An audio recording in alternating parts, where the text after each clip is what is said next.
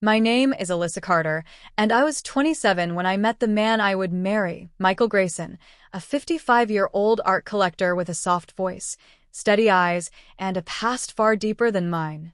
When people hear our story, they expect a punchline. They lean in, waiting for the twist. Was he rich? Was it a visa situation? Was I desperate? But the truth is much quieter and far more complicated. I moved to Charleston, South Carolina, in the middle of what I now call my emotional freefall.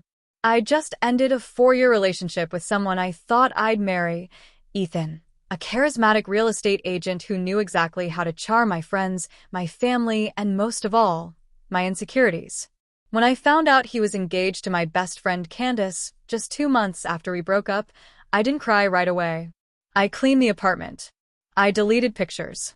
I told everyone I was fine, even my mom, who I think knew better but didn't push.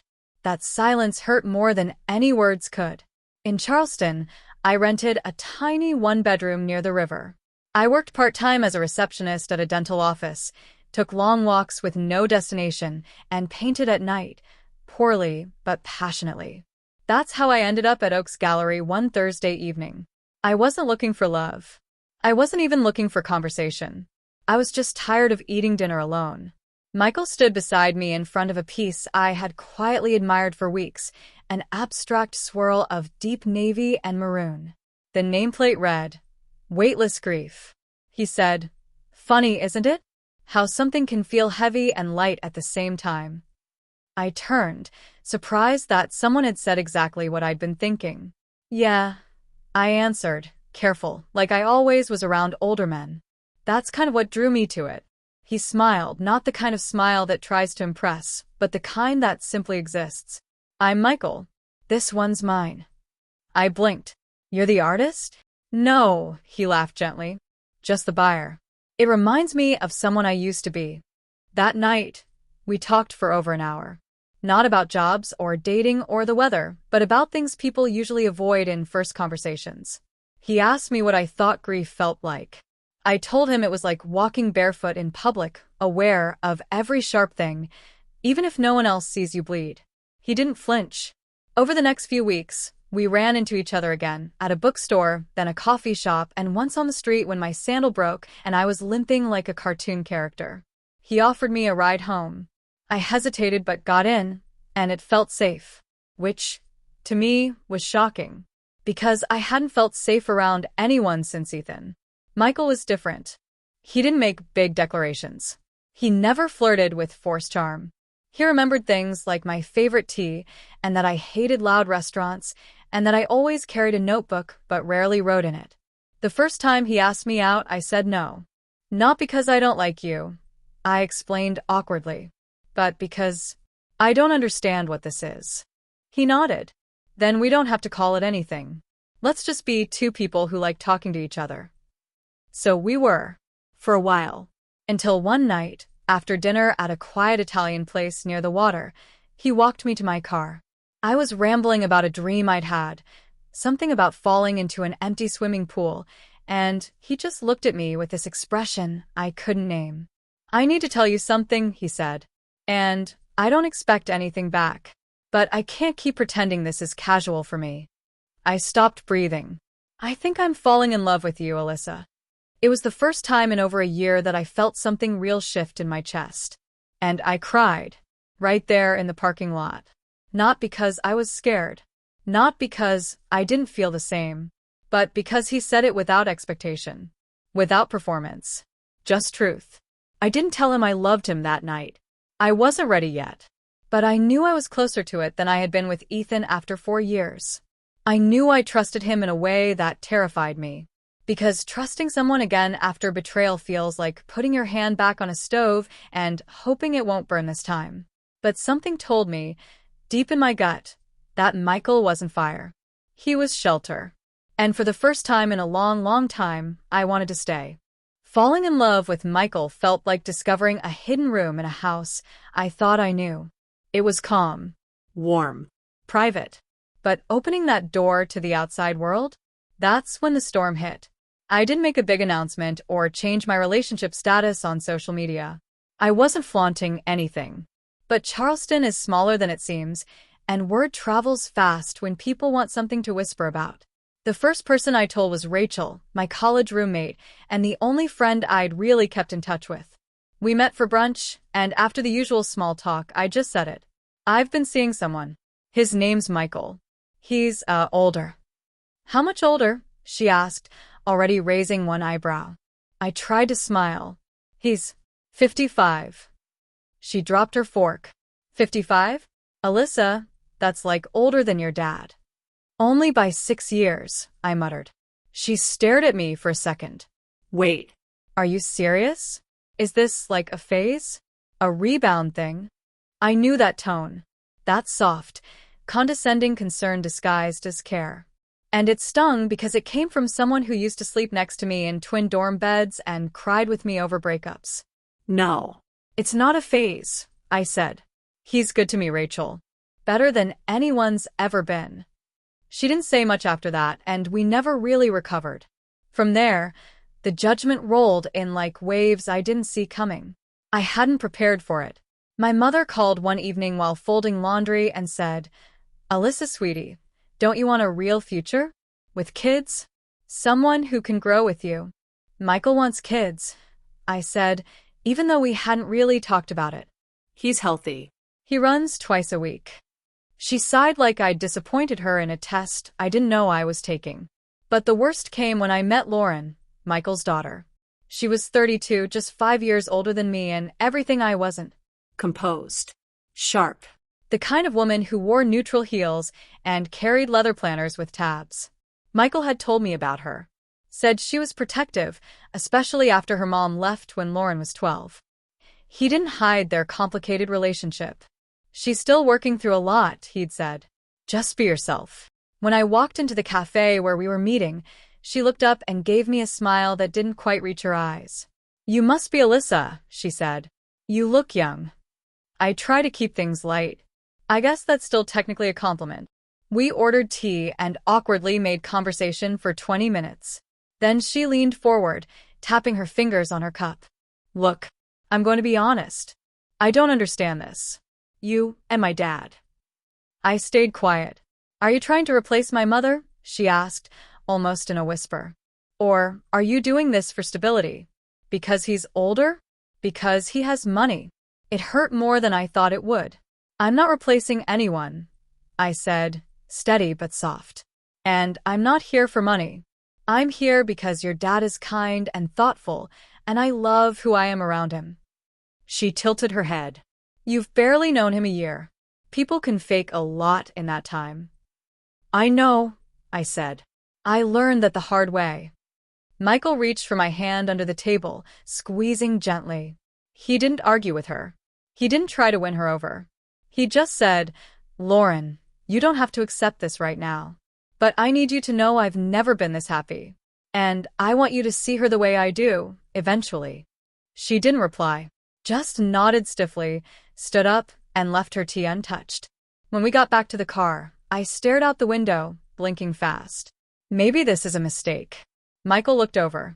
Loving someone who makes you feel whole is never a mistake. I wanted to believe him.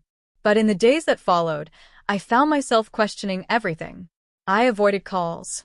I muted group chats. Someone even messaged me on Instagram with a wink emoji and, "What's it like dating your dad?" It hurt. Not because I doubted our relationship, but because I thought the hardest part would be falling in love. It wasn't. The hardest part was defending it to people who thought they knew me better than I knew myself. And through it all, Michael never wavered. He kept showing up. Not with grand gestures, but with little ones, refilling my tea without asking, resting his hand on my lower back when I was overwhelmed, sending me text messages like, "You don't owe anyone a performance, Alyssa. Just be." And somehow, that became enough. Not for the world, but for me. I wish I could say that love conquers everything. That once I decided to be with Michael, the doubts melted away and the world suddenly made sense. But real love, the kind that doesn't come from fairy tales or dating apps, isn't that simple. It's messy. It's hard. And sometimes, it forces you to ask questions you wish you didn't need answers to. It happened on a rainy Sunday. The kind of Charleston storm that shakes the windows and makes the world feel heavier. I was curled up in Michael's study, my favorite room in his home, surrounded by old books, quiet jazz, and the faint smell of sandalwood. I was looking for an old journal of mine that I thought I'd left in his drawer. That's when I found the letter. It wasn't hidden, just folded neatly between 2 pages of a hardback novel titled The Long Goodbye. A coincidence, maybe, but also fitting. The handwriting was his. It was addressed to Elaine, his ex-wife. I'm trying to move on, but some days I wonder if I'm building something real or if I'm just scared to be alone. She's sweet. She's young. She makes me feel seen. But I don't know if it's love or just relief that someone still wants me. I read those lines over and over. They blurred until they didn't feel like words, just wounds. My hands were shaking. I wanted to put the letter back, pretend I hadn't seen it. But the truth was a seed, and it had already planted itself in my chest. When Michael walked in a few minutes later, smiling with a mug of coffee for me, I didn't even take it. I held up the letter. Is this who I am to you? I asked, my voice cracking. Some kind of band-aid for your loneliness. His smile vanished. He took a breath, sat across from me, and said quietly, I wrote that the week after we first kissed. So it's true, I said. You didn't know if you really loved me? I didn't know if I deserved to, he said. That hit harder than I expected. He leaned forward. I had just come out of a decades-long marriage, Alyssa. I'd been sleeping in a cold bed and eating dinner alone for 3 years. I met you, and I felt like the world had color again. And it terrified me. I didn't speak. I was too busy trying not to cry. I questioned everything, he said, because I didn't want to make you part of my healing. I wanted to be sure I was choosing you, not a version of comfort. Then why didn't you tell me? I whispered. Because I was ashamed of how uncertain I was, he said. I didn't want you to think I was using you. And then, I fell for you so fully, so deeply, that I forgot that letter even existed. I should have been reassured by that. Maybe a different version of me would have forgiven it on the spot. But I was angry. Not just at him, but at myself. I thought I was strong. I thought I could handle judgment, age gaps, family drama. But I hadn't prepared for doubt. Not like this. That night, I left. I packed a weekend bag and stayed at a cheap inn across town with peeling wallpaper and terrible water pressure. I didn't eat much. Just lay in bed with the curtains closed, asking myself over and over, what if I'm a mistake he's too kind to let go of? Michael texted. Once in the evening. Once in the morning. He didn't beg. Didn't guilt me. Just wrote. I love you. I trust what we've built. Take the time you need. I'll be here. 3 days passed before I went back. I don't know what made me go. Maybe it was the silence. Or maybe it was the fact that, even in my confusion, I missed the way his presence steadied me. Like an anchor. Like a lighthouse. When I walked into the house, he was in the kitchen cooking. Like nothing had changed. Like everything had. He looked up. His face softened. Hey. I nodded, tears in my eyes. I need to ask you one more time, I said. Do you love me because you're afraid to be alone, or because you can't imagine your life without me? He walked over, held my face in both hands, and said, I used to be afraid of being alone.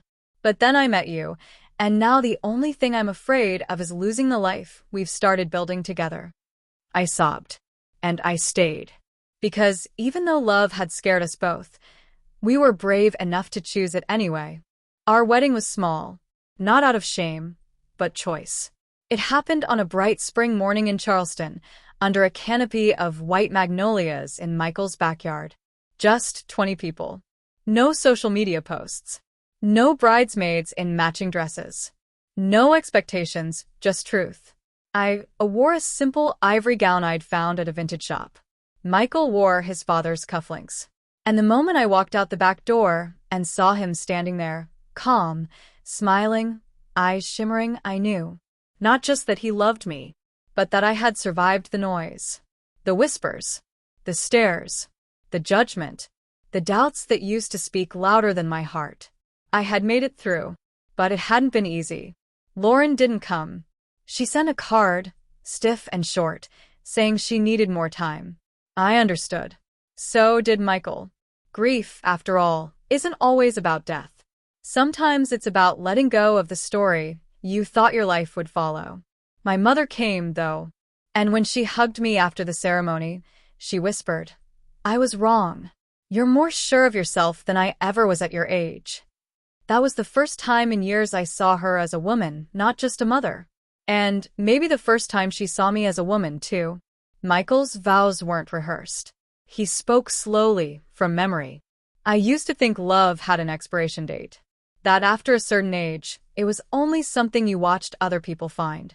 But then you came into my life like sunlight through stained glass, warm, unexpected, and beautiful in ways I didn't know how to name. You didn't just love me, Alyssa. You taught me how to believe in the kind of joy that doesn't ask for permission. And I promise for the rest of my life, whether that's 40 years or 10, I will give you the kind of love that doesn't grow old. I couldn't speak when it was my turn. I was already crying. But I found the words, my truth. People said I was crazy, that I was wasting my youth, that I was chasing a father figure or money or safety. But Michael, you were never any of those things. You were the first person who made me feel like I didn't need to shrink myself to be worthy of love. You didn't ask me to change. You met me exactly where I was. And I promise, no matter how much noise the world makes, I will always return to the silence we built together. Because it's in that silence that I hear your love the loudest. We didn't have a grand honeymoon. Just a weekend at a quiet inn by the sea, where we watched the sunrise in sweatpants, drank bad coffee in bed, and talked about nothing and everything. People still ask questions. Still judge. Strangers assume I married him for money. Friends joke about our daddy-daughter dynamic. Even some clients at my new job glance at my ring and say, "So, what does your husband do?" With that tone. I used to feel the need to explain, to defend. Now, I just smile. Because love doesn't need a PR team. Love just needs two people who choose each other, over fear, over time, over what the world thinks is normal. Michael is 57 now. I'm 29. We still laugh about how different we are. He plays jazz records, I binge reality TV. He reads hardcovers, I scroll on my phone. H.E. Gardens. I kill succulents. But our life is full. Full of art. Full of quiet joy. Full of the kind of love I used to think only existed for other people. And, most importantly, it's real.